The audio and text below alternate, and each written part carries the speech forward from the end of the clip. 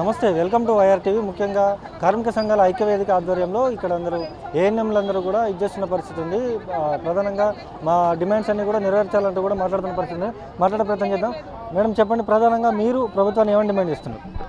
అంటే సార్, మేము 18 ఇయర్స్ నుండి ఈ ఫీల్డ్లో ఉన్నాం సార్, మెడికల్ డిపార్ట్మెంట్లో. మాకు ఇప్పటివరకు రెగ్యులర్ కాలేదు. రెగ్యులర్ చేయమని మేము అడుగుతున్నాం సార్. ఏ బెనిఫిట్స్ కూడా మాకు లేవు సార్. కంపల్సరీ రెగ్యులర్ చేయమని మేము కొట్లాడుతున్నాం, ముందుకు వస్తున్నాం. ప్రతి ధర్నాలో మేము పాల్గొంటున్నాం సార్. గత ప్రభుత్వం మాకు చేయలేదు, తెలంగాణ ప్రభుత్వం చేయలేదు. కనీసం ఈ కాంగ్రెస్ ప్రభుత్వం వచ్చిన తర్వాత మాకు అవుతుందేమని ఆ యొక్క విశ్వాసంతో మేము ఇప్పుడు ధర్నాలో పాల్గొంటున్నాం. కంపల్సరీ మేము ఏదైనా కూడా ఎదుర్కోవడానికి మాకు రైట్స్ ఉన్నాయి సార్. మేము కంపల్సరీ పోరాడతాము. మాకు రెగ్యులర్ అయ్యే వరకు మేము పోరాడుతుంటాం సార్. ప్రధానంగా మీరు గ్రామం తిరిగి ఇల్లు తిరిగి అన్ని డ్యూటీలు చేస్తూ ఉంటారు. మీకు పర్మనెంట్ చేయలేదు, లేకపోతే శాలరీస్ టైంకి వేయట్లేదు అంటూ కూడా మాట్లాడుతూ ఉన్న పరిస్థితి. అసలు మీకు గ్రౌండ్ లెవెల్లో మీరు ఎటువంటి ఇబ్బందులు ఎదుర్కొంటారు? సార్, మేము ప్రతిరోజు ఫీల్డ్లో ఉంటాం సార్. మేము ఉదయం 9 o'clock నుండి 4 o'clock వరకు ఫీల్డ్లో ఉంటాం సార్.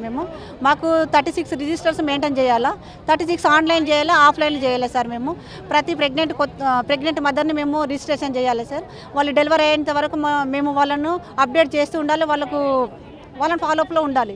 మళ్ళీ డెలివరీ అయిన తర్వాత గవర్నమెంట్ డెలివరీ చేయాలని మేము చెప్పాలి, వాళ్ళకు మోటివేషన్ చేయాలి. గవర్నమెంట్ డెలివరీ చేయడానికే మేము వాళ్ళకు సలహా ఇవ్వాలి. మళ్ళీ డెలివరీ అయిన తర్వాత కూడా బేబీకి మరి 16 years వచ్చే వరకు వ్యాక్సినేషన్ ఇవ్వాలి. ఏ వ్యాధి రాకుండా వాళ్ళని రక్షించాలి, మదర్ని రక్షించాలి, పాపని రక్షించాలి. మళ్ళీ ఆ తర్వాత మేము ఫీల్డ్లో వచ్చేటువంటి ప్రతి వ్యాధులను కూడా సార్ మేము దానిని అరికట్టడానికి మేము ముందుకెళ్ళాలి.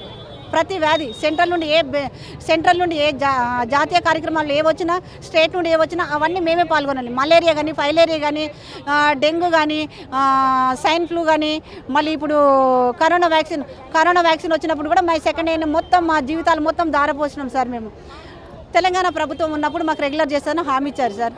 దాని ప్రకారమే రెగ్యులర్ అవుతుంది కదా అని మేము ఆ సంతోషంతో పని బాగా చేసాము. కనీసం కరోనా టైంలో కూడా మేము చాలా చేసాము. కనీసం ఒక 1 month శాలరీ కూడా మాకు ఎక్స్ట్రా ఇవ్వలేదు, సెంట్రల్ ఇవ్వలేదు, స్టేట్ వాళ్ళు ఇవ్వలేదు.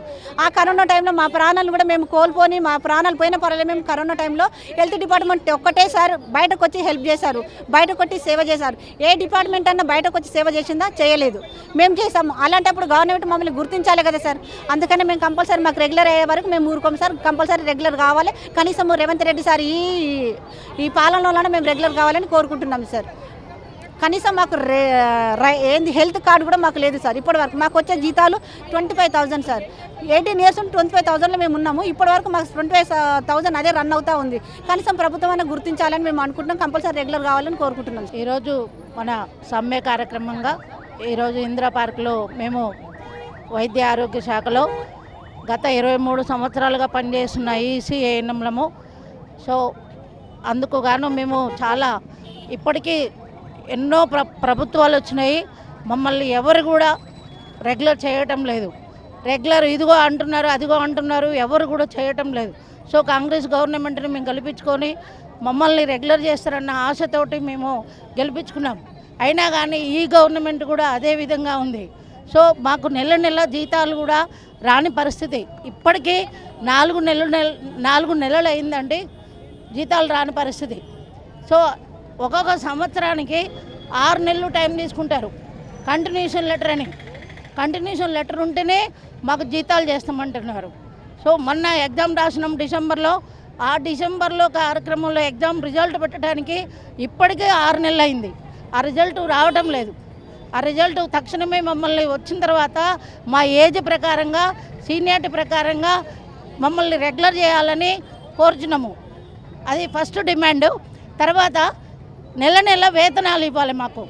సెకండ్ డిమాండ్, మా సర్వీస్ని గుర్తించి దాన్ని లెక్కలో తీసుకోవాలని చెప్పేసి కోరుచున్నాము. అదేవిధంగా మా కుటుంబాలు, మా ఈసీఐఎన్ఎంల దాంట్లో చాలా ఏజ్ బార్ అయ్యి చాలా కుటుంబాలు చనిపోతున్నారు. చాలా ఏజ్ బార్ అయ్యి కొంతమంది ఎగ్జామ్ రాయలేని పరిస్థితి వాళ్ళు ఉన్నారు. కొంతమందికి సర్వీస్ కోల్పోయి ఇంటి దగ్గర దీన పరిస్థితిలో ఉన్న వాళ్ళు ఉన్నారు. అందరినీ కూడా గుర్తించి తగిన న్యాయం చేయాలని డిమాండ్ చేస్తున్నాం. మెడికల్ అండ్ హెల్త్లో ఈసీ ఏఎన్ఎంస్ ఇప్పటికీ మేము 23 ఏళ్ల నుండి ఆల్రెడీ మేము ఎగ్జామ్ రాసే వచ్చాము. డిఎస్సి రాసి వచ్చాము మేము ఎగ్జాము. డిఎస్సి రాసి వచ్చిన తర్వాత కూడా మాకు ఇప్పటి వరకు కూడా ఇప్పటికీ 23 ఇయర్స్ మా సర్వీసు. ఇప్పుడు మాకు ఎగ్జామ్ పెట్టిండ్రు. ఈ ఎగ్జామ్ పెట్టిన తర్వాత ఇప్పుడు మేము రాయగలుగుతామా అండి? మాకు కనీసము మేము ఎంత దాంట్లో కంప్యూటర్లో మోస్ పట్టుకొని వాళ్ళు కూడా ఉన్నారు. ఇప్పుడు వాళ్ళతో రెగ్యులర్ వాళ్ళతో పాటు మాకు ఇప్పుడు ఎగ్జామ్ పెడితే వాళ్ళు రాయగలుగుతారా? ఇప్పటికీ మాకు 4 నెలల నుండి శాలరీస్ రాకుండా ఉన్నది. ప్రతి కూలి పని చేసుకునేటోడైనా కూడా వాడు ఒక రోజు కూలి లేకపోతే వాడు మేము పనికి రాము అంటాం. అలాంటిది మేము 4 నెలల నుండి మేము వర్క్ చేసుకుంటూ మా పిల్లలు రోడ్డు మీద పడుతుండ్రు. తినకుండా చేయకుండా ఎవరైనా చేయగలుగుతారా? 4 నెలల నుండి జీతాలు లేకపోతే మా పరిస్థితి ఎలా ఉంటుంది అసలుకి? మీరే ఒకసారి ఆలోచించండి. మేము ఏంది కాంగ్రెస్ ప్రభుత్వాన్ని ఎందుకు మేము గెలిపించుకున్నాము? మాకేదో ఒక విధంగా మాకు సాయం చేస్తాడు.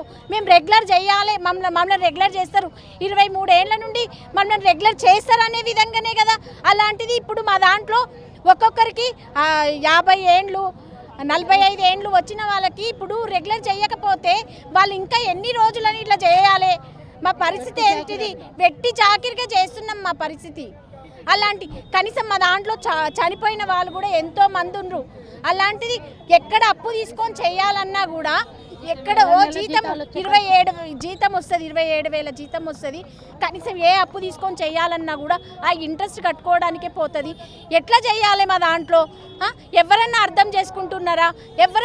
మేము ఎంత ఆశగా మా కాంగ్రెస్ ప్రభుత్వం వస్తుంది, ఆ కాంగ్రెస్ ప్రభుత్వం వచ్చి మాకు రేవంత్ అన్న వచ్చి మాకేదో చేస్తాడు అనే ఆశతో మేము చేస్తే ఆఖరికి మా ఆశ కూడా నిరాశగా చేసి మమ్మల్ని రోడ్డు మీదకి రాగి మాకు జీతాలు కూడా ఇయ్యని పరిస్థితి వస్తే మేము ఎలా చేయాలి? మాకు ఎంత వర్క్ ఉంది, మాకు ఎంత ఒత్తిడి ఉంది.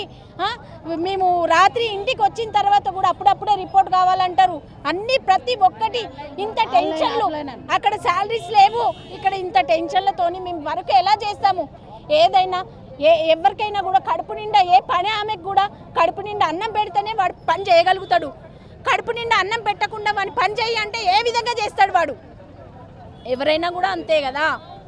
అట్లా మాకు రెగ్యులర్ చేయాలని కోరుకుంటున్నామండి. మా దాంట్లో చాలా మేము ఏజ్ అయిపోయిన వాళ్ళ చాలా మంది ఉన్నామండి.